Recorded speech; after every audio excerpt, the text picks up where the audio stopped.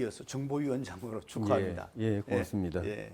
곧 첫 정기국회가 열리잖아요. 윤석열 예. 정부. 예. 그래서 여당이 어수선하지만 어쨌든 이 정기국회가 굉장히 중요하리라고 예. 봅니다. 아직 국민들은 이 정보위원장이라면 정보위원 잘 모르는 사람들도 많아요. 예. 이게 예. 외통위는 딱 그게 되잖아요. 예. 외무통상위원 얘기 되는데 정보위원회는 이 국정원만 관할하는 겁니까? 예, 아닙니다. 예. 예. 좀 간단한 소개와 예. 정보위원장으로서의 핵심 과제에 대해서 좀 말씀해 주시죠. 정보위는 그 국정 분야 중에서 정보 업무 관련된 국회 입법, 예산, 정책 이런 걸 다루는 그 상임위원회입니다. 대상 기관은 국정원이 제일 큰 비중을 차지하고 그 외에도 국방부, 통일부, 또 법무부, 과학기술부, 과기정통부, 정보가 그 중요하니까. 예, 경찰청, 이런 여러 기관들을 같이 관할을 하고 있습니다. 예. 그 업무의 성격상 회의도 기본적으로 비공개를 위주로 하고 있고 공개 회의를 하는 경우는 이제 드물고요. 회의 내용도 원칙적으로 대외적으로 공개하지 않고 있고. 여야 간사가 한 번씩 이야기하더만. 예. 그것도 그 공개해도 문제가 없는 내용들만 공개하게 돼 있고 해서 그러다 보니까 정보위 활동 내용에 대해서 일반 국민들이 잘 알 기회가 적습니다. 예. 그래서 그렇군요. 그거는 이제 우리나라뿐만 아니라 모든 나라의 국회의 정보소관위원회가 다 그런 식으로 운영하고 있고, 오히려 미국이라든가 여타 선진국의 국회 정보소관위원회들은 우리보다 더 엄격하게 비밀주의를 지키고 있어서 그 내부에서는 국가의 운명을 좌지우지할 그런 긴밀한 비밀사항들이 정보기관과 또 국회 간에 서로 공유가 되고 협의가 되지만 대외적으로는 거의 공개가 안 되고 우리보다도 더 공개의 범위가 좁다고 그렇게 알고 있습니다. 그럼 이번 21대 국회에서 예. 이 정보위원장으로서 핵심 과제는 뭐라고 지금 짚고 계십니까? 첫째는 정보위원회의 운영, 또 정보위원회의 역할과 기능을 좀 더 개선하는 것이 위원장으로서 1차적인 관심 사항이고 또 책무라고 느끼고 있습니다. 좀 전에 말씀드린 것처럼 정보위원회가 기밀주의를 중심으로 해서 비공개 회의를 통해서 국가의 진로 또 국정 운영과 관련된 기밀 정보 사항을 다루도록 되어 있는데 우리 국회가 여야 간의 이 정쟁이 격화되다 보니까 정보위원회도 그 영향을 받아가지고 문을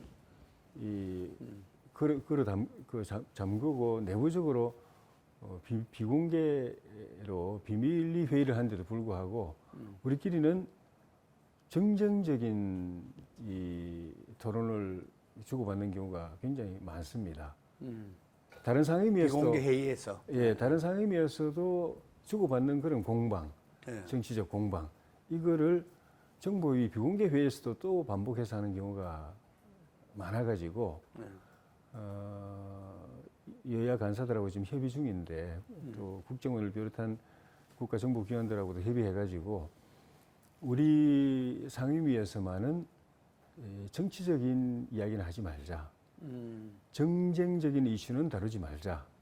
오로지 국가정보에 관해서만 논의하자. 협의를 지금 진행 중인 상황이고요. 그걸 꼭 제가 위원장으로 있을 동안에 하고 싶습니다. 그래서 말 그대로 물론 원래는 원칙적으로는 다른 국회 상임위도 국회 전체도 여야 정파를 떠나가서 국익을 우선해서 그렇게 해야 되지만 현실은 그렇게 못 되고 있는데 적어도 정보위만이라도 정말 국익을 최우선 가치로 앞세워 가지고 정쟁이 없는 정치적 공방이 없는 오로지 국익과 관련된 정보 업무만을 다루는 그래서 말 그대로 여야 상생, 국익을 위한 여야 상생이 그 공존이 이루어지는 상임위의 모범을 보이자. 그게 제 가장 큰 책무고 또 포부고요. 그 다음에는 지난 정부 5년 동안에 국가정보기관들이 정체성이 많이 훼손됐습니다. 그 다음에 정보기관의 고유의 업무가 많이 약화됐습니다. 기능, 또 인력, 또 재정, 예산, 또 거기서 나오는 실적, 이 모든 면에서 국정원을 비롯한 군의 군사안보지원사령부, 옛날에 기무사, 이런 기관들이 정보기관으로서의 정체성이 많이 흔들리거나 희석되고 그 기관들이 담당해야 될 고유 업무가 많이 위축되고 축소되고 약화되고 그래서 실적도 굉장히 적어졌고 그러다 그 과정에서 인력도 많이 축소되고 예산도 축소되고 기구도 축소되고 그래서 국가안보의 보루로서 이 기관들이 가지고 있는 그 기관의 정체성을 빨리 회복하고 그리고 본래의 기능을 충실하게 수행할 수 있도록 그 분야에서 권한이나 또 예산, 인력, 또 기능 역할을 강화하는 것 이게 제가 위원장으로 있는 동안에 해야 될 주요 과제라고 생각하고 있습니다. 윤 대통령께서 예. 연찬회에 참석해서 이제 더 이상 전 정권의 잘못 핑계는 안 통한다 하면서 오직 국민 입장으로 협치 의지를 다졌는데요. 예. 근데 한편으로는 전 정권의 평가 재발 방지책, 금방 말씀하신 정보기관의 이런 그 역할을 확충 뭐 이런 부분들이 그렇게 될 수가 있을 건데, 근데 이것의 그 일하는 속에서 지금 전 정권의 국정원장 두 분이 고발돼 있고 수사가 진행 중이잖아요. 그래서 이 부분들은 정쟁이 발생하지 않을 수 없는 거 아닙니까? 이 부분뿐만이 아니고 그 지난 정부 5년 동안에 벌어졌던 여러 가지 국정의 오류나 또 실패나 잘못들 이런 거를 국가의 미래를 위해서 바로잡는 과정이 반드시 있어야 되고 문재인 정부 때 스스로 결자 해지하고 물러났으면은 새 정부가 그런 일에 에너지를 낭비하지 않아도 됐을 텐데 지난 정부 때 그걸 제대로 정리 안 하고 오히려 덮고 또 미봉하고 이래가지고 우리한테 넘겨졌기 때문에 그런 거를 이제 정리하고 결론을 내려야 되는 과제가 불가피하고 그거는 국정원도 그런 측면에서 이제 두 전직 국정원장을 이제 고발한 조치를 했는데 이게 지금 말씀하신 것처럼 양면이 있습니다.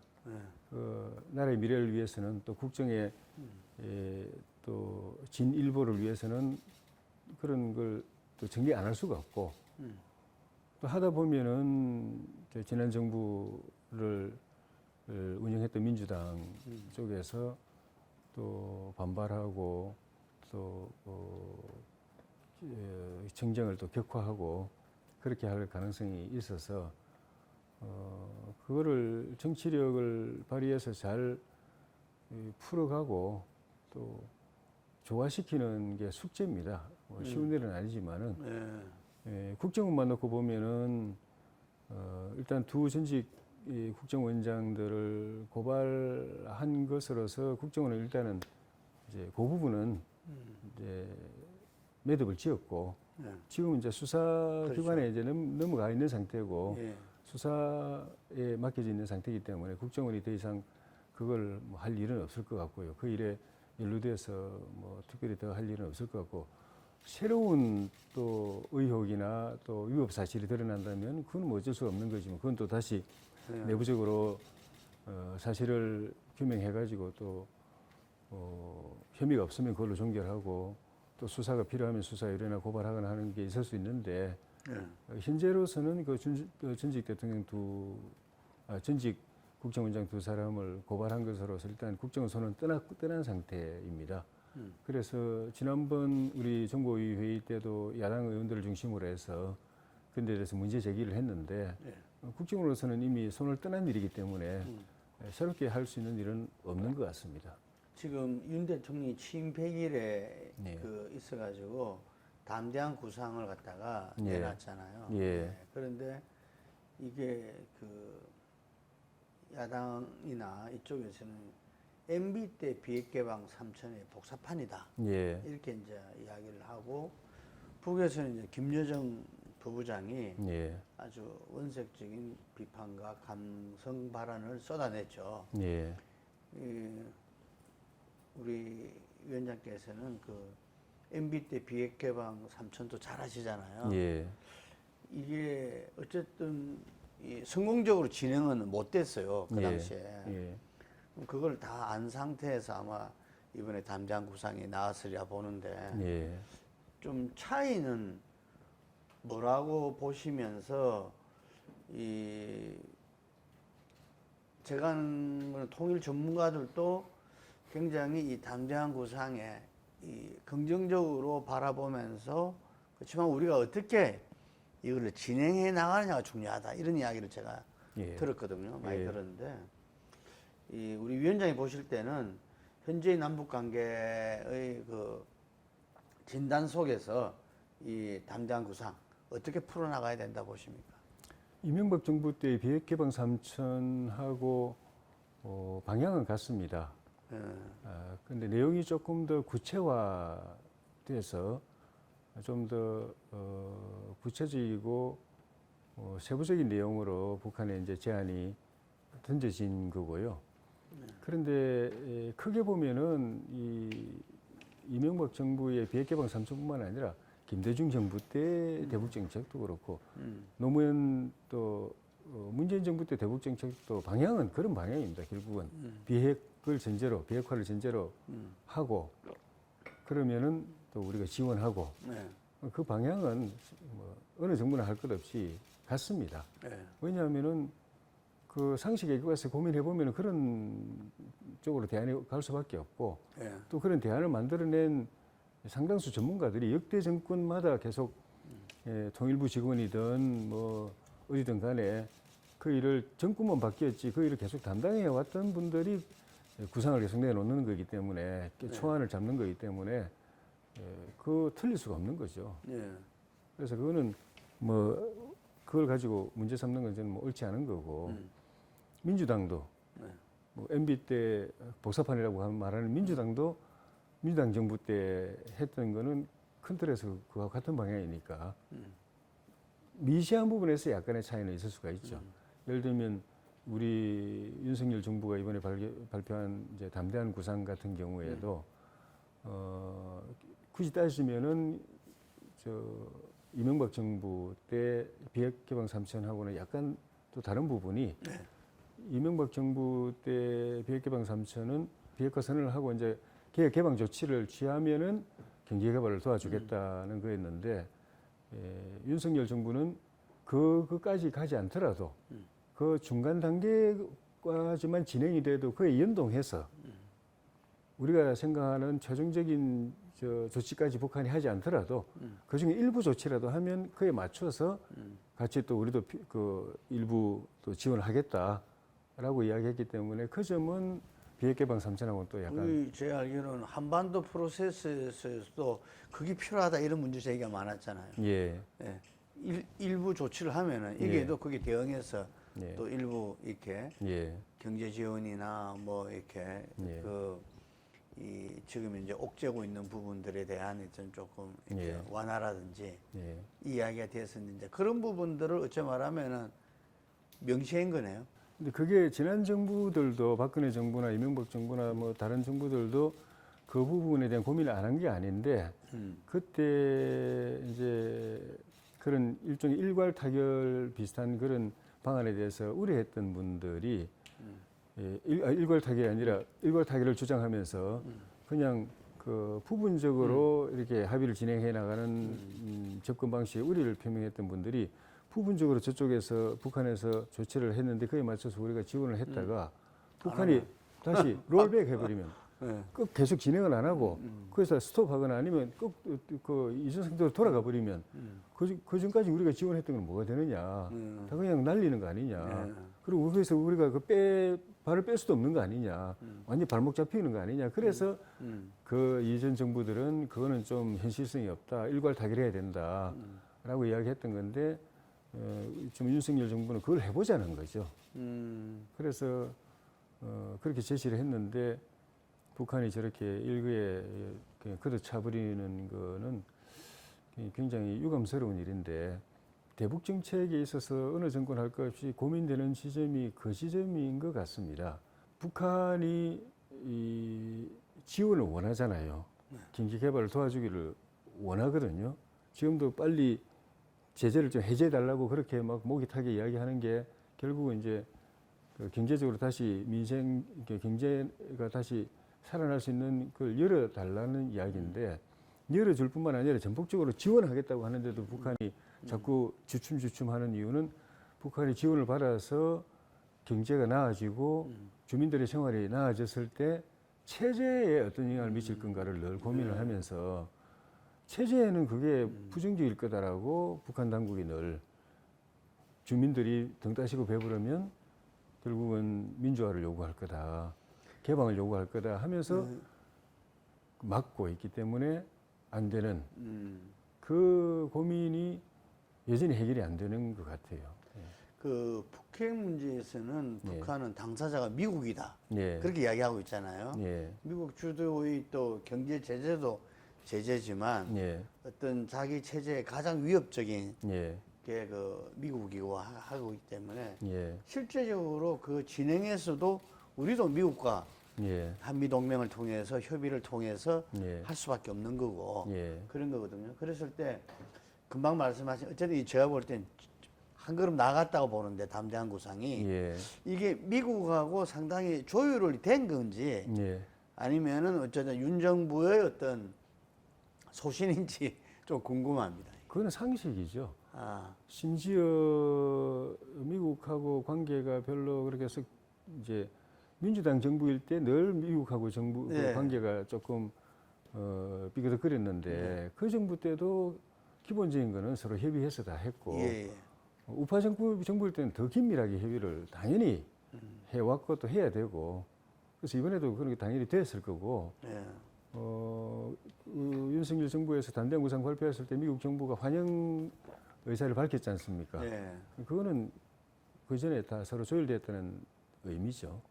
문재인 대통령이 그 운전자론을 이야기했지 않습니까? 예. 이게 어쨌든 이 북핵 문제 풀기 위해서는 이 남북 아니라 미국 간 이렇게 예.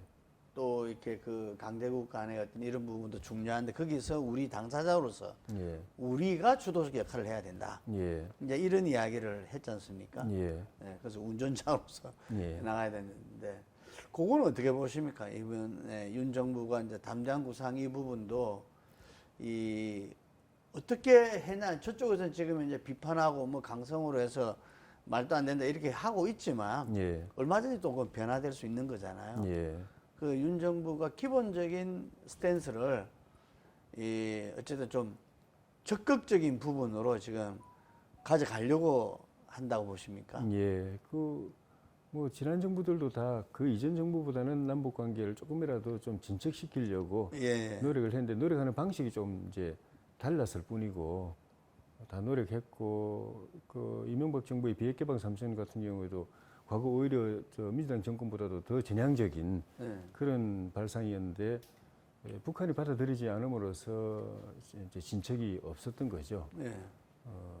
지금 우리 윤석열 정부도 당연히 이전에 정부들보다는 좀 남북 관계를 진전시켜야 됐다고 생각하는데 방향 조금 틀린 점이 있다면은 문재인 정부는 실질적인 진전은 없이 그냥 이벤트, 쇼 이런 거에만 치중해가지고 결과적으로는 그 같은 그 북한 당국하고도 가장 긴밀한 관계인 민주당 정부임에도 불구하고 무시당하고 조롱당하고 나중에 결국은 완전히 남북 관계가 후반기에 문 대통령 후반기에 가서는 완전히 얼어붙어 가지고 예. 아무런 진행이 없는 그런 상태로 가버렸기 때문에 그런 이벤트식 보여주기식 정치적 목적의 남북 관계는 의미가 없다. 실질적인 진척을 낼 수 있는 그런 접근을 해야 된다라고 생각을 하고 있는 것 같고, 다만 이제 그게 북한의 현실상 참 수용되기도 쉽지가 않고 또 어떤 결실을 맺기도 쉽지가 않은 점이 굉장히 고민스러운 부분이죠. 좀 전에도 말씀드렸지만은 북한을 지배하고 있는 저 체제는 특히 이 김정은 최소 왕조 체제라고 하는 이 체제의 안정성을 지키는 게 최우선 그렇죠. 과제이기 때문에 그 인민들의 그런 안전이나 생명이나 또 복지나 인권이나 이런 거하고는 서로 이해관계가 상치되는 게 불행한 구조입니다. 그러니까 우리는 그 개방시키고 가서 경제 발전도 도와주고 주민들의 복리 후생도 더 향상시켜주고 그렇게 해주고 싶은데 그 북한의 통치 당국 입장에서 그렇게 되면 체제가 불안해진다라고 생각하고 또 그렇다고 이렇게 딱 그 나라를 폐쇄시켜 놓고 또 그 주민들이 저렇게 민생이 그 벼랑 끝으로 가는 상황도 또 역시 체제 불안 요인이고 그렇죠. 그러니까 결국 그걸 해결하는 방식으로 이제 핵이라는 걸 개발을 했는데 그것도 도움이 안 된다는 게 지금 이제 드러나고 있는 상황이고 국제사회에 이 제재를 이렇게 촉발을 해가지고 더 어려운 상황으로 가고 있는 상황이어서 그런 북한을 상대로 해서 우리가 진정성 있는 대화를 하고 또 의미 있는 관계 진전을 이루어내고 하는 게 참 어려운 과제인데 그래도 계속 문을 두드려야 되고 또 노력을 해야 되고 또 좀 더 나은 방안을 계속 제시를 해야 되고 우리 정부로서는 그 노력을 계속 해야죠. 근데 김정은 위원장이 어쨌든 그 국가의 어떤 정상화 예. 이 부분에서는 어떻게 긍정적으로 평가하십니까? 문재인 정부 때 그 김정은 위원장이 국제 무대에 나오고 예. 여러 가지 파격적인 스타일의 변화를 보여줬죠. 예. 뭐 그 공개적인 장소에도 많이 나오고 또 그동안에 북한 당국에서 전혀 공개하지 않았던 것도 다 공개하고 예. 또 해외 순방까지 나오고 해외 방문까지 나오고 하는 것이 이미지상으로 예. 과거의 김일성, 김정일 정권 때에 비하면은 굉장히 정상적인 국가로 가는 모습으로 비춰지는 그런 이미지 효과는 있었는데 예. 딱 거기까지였던 거죠. 나머지 핵 개발하고 코로나 사태가 벌어졌을 때 국제사회하고 협력해서 그걸 해결하는 게 아니고 국경을 완전히 봉쇄해버리고 그러면서 그 민생 경제는 완전히 또 다시 추락하게 만들고 이런 국가 운영의 실질적인 부분은 결국은 또 비정상이 아닌가 그런 게 좀 안타까운 부분입니다. 북핵은 그러면은 이 문재인 정부 시절에 이 남북 정상회담이 쭉 있었는데 예. 거기 스톱된 이후에는 계속 개발이 발전이 더 고도화하고 진행되어 있죠. 겁니까? 예, 그렇죠. 지금 나타나고 있는 게 지금 7차 핵실험도 거의 준비가 끝났고 예. 그 사이에 그 핵무기의 소형화도 계속 진행을 해왔고 그리고 핵무기를 실어 나를 수 있는 미사일 체계도 더 고도화했고 그러니까 뭐 과거보다도 더 이제 핵 문제에 있어서는 더 나빠졌죠. 예. 아, 지금 그런 상황이군요. 예, 그런 점이 이제 문재인 정부 대북 정책의 역설이죠. 비핵화가 그 한반도 우리 7천만 민족의 안위의 핵심 그 위협 요소인 핵을 중지시키는 게 가장 핵심적인 남북 관계의 과제인데 그걸 위해서 뭐 지금 말씀하신 대로 뭐 남북 정상회담, 뭐 남북미 정상회담, 뭐 이런 여러 가지 다양한 이벤트를 펼쳤는데 그 기간 동안에 오히려 핵은 더 북한의 핵 능력은 더 고도화되고 우리에 대한 위협은 더 직접적이 되고 이제는 현장 배치, 시점 배치 단계까지 가고 있고 굉장히 그런 점에서 의도가 어쨌든 간에 결과적으로 문재인 정부의 대북 정책은 실패다라고 평가받을 수 없는 밖에 없는 부분이 그런 부분 같습니다. 양당제 폐해에 대한 목소리도 다 듣고 예. 계시죠. 예. 여야 이 두 당이 예. 기득권 양당 체제로서 계속 핑퐁으로 가면서 우리 정치 발전은 좀 이렇게 더디게 되고 예. 국민적인 불신은 가중된 거 아니냐 이런 비판이 많거든요. 예. 그래서 이게 국민 통합을 위해서라도 다당제를 위한 중대선거구제 그리고 연동형 비례대표제의 개정 예. 이런 게 필요하지 않느냐. 우리 정개특위 또 예. 간사도 지내고 했기 때문에 예. 이런 이야기들이 있거든요. 예. 예, 거기에 대해서는 뭐 당 혁신위도 정개특위하고는 다르지만 어쨌든 간에 이 우리 윤 대통령도 이에 대해서 이야기를 한 것 같아요. 예. 개헌도 좋지만 선거구제 개편. 후보 토론 때 그런 이야기를 했었죠. 아니 이번에 국회의장 예. 예. 그 만남에서도 예. 개헌을 이야기하니까 예. 개헌도 필요하지만 어쨌든 예. 선거구제 개편 예. 또 논의가 뭐 돼야 된다 이런 이야기를 하셨더라고요. 예. 우리 조 위원장 어떻게 보십니까? 이 선거구제 개편 우리가 중대선거구제 하면 유신 때 했다는 기억이 있어가지고 예. 국민은 아직까지 좀 부정적인 것 같아. 예. 예. 이거는 정치 민심 또 정치 풍토나 문화부터 먼저 제도의 토대인 네. 이 정치 민심, 정치 여론 또 정치 풍토와 문화부터 저는 바뀌어야 이 논의가 의미가 있다고 생각이 듭니다. 네. 그러니까 뭐 닭이 먼저냐 알이 먼저냐라는 건데 양당제이기 때문에 민심이 쪼개지느냐 아니면 민심이 쪼개지기 때문에 계속 다당제 시도가 안 먹히고 선거만 하면 계속 양당 중심으로 표가 쏠리느냐 그건 둘 다 묻기 하나입니다. 사실은 결국은 양당제이기 때문에 제품이 두 개밖에 없기 때문에 소비자들이 자꾸 둘 중에 하나를 사 먹을 수밖에 없는 것도 있고 민심이 사실은 그렇게 쫙 갈라져 있기 때문에 뭐 양당이 아닌 다른 목소리를 내고 해봐야 표가 안 오는 유권자들이 표를 안 주는 네. 양당 쪽에다 표를 다 몰아줘 버리는 그런 게 서로 상호작용을 하고 있기 그러니까 때문에 해법은 양쪽이 다 상당히 바뀌어야 되는 어렵겠네요. 겁니다. 그러니까요. 그러니까 일단 지금 보면은 뭐 다당제 주장하는 분들은 정치 민심이 다양하지 않냐. 다양하기 때문에 다양한 정치 민심을 반영할 수 있는 이 원구성 그건 다 이제 다당이죠. 예. 여러 개 정당들이 원내 정당이 되도록 해야 되고 그러기 위해서는 이 선거 제도를 바꿔줘야 되는 거 아니냐라고 주장을 하는데 저는 다른 면이 있다고 봅니다. 오히려 정치 민심은 그렇게 다양하지 않고 다양한 거 싫어하고 피곤해하고 이것도 보고 저것도 보고 다양한 여러 가지 견해를 다 생각해서 판단하는 걸 피곤해하고 정보의 홍수 속에 시달리고 있기 때문에 딱 두 개로 딱 정리해서 선택하게 해주라. 오히려 일반적 보편적인 정치 심리, 이 국민들의 유권자들의 정치 심리는 오히려 더 양당제에 더 가깝게 돼가고 있는 거야. 정보의 홍수가 되면 홍수 시대가 되면서 예. 그런 생각이 들어요. 그런 측면이 있겠네요. 예. 그러니까 제도를 바꿔가지고 이번에도 지방선거 때 일부 이제 지역을 네, 해가지고 했죠.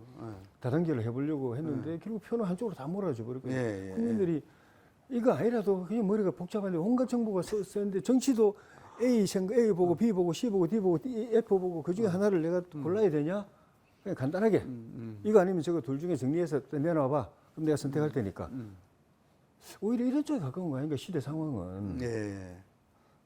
그리고 다당제 여러 당을 갖다 존중하려면 최소한 두 당끼리라도 존중이 돼야 되잖아요. 네. 양당끼리라도 서로 상대방을 존중하고 경청하고 이래야 세 당, 네 당 이야기도 들을 목소리 들고 경청할 여유가 생기잖아요.